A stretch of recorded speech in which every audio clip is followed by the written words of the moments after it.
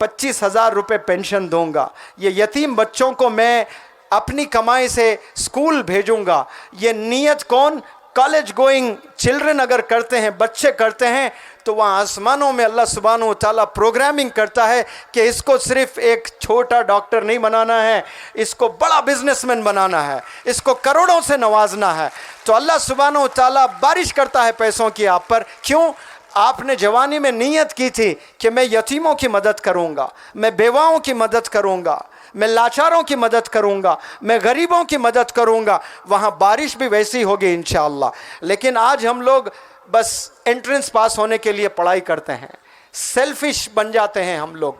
मेरे लिए मैं मेहनत करता हूँ, आपके लिए आप मेहनत करते हैं, इसके लिए हमने नहीं जीना है। याद रखो, अवाम के लिए हमने जीना है, दूसरों के लिए हमने जीना है। तो अल्लाह सुब्हानहू व तआला आपको दौलत भी देगा, शोहरत भी देगा, खूब रिकग्निशन भी देगा। आपके लिए काम करते हो, लिमिटेड मिलेगा आपको, याद रखना इन बातों को।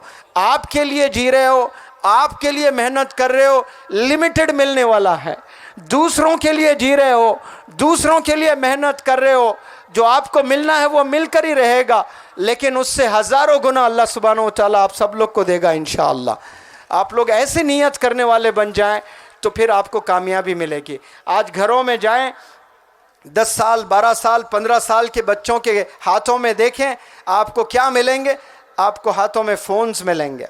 लेकिन 12 साल की उम्र में मौलाना अबुल कलाम आज़ाद साहब ने लाइब्रेरी सेटअप कर दी थी अपने घर में। आज बताएं, कोई 12 साल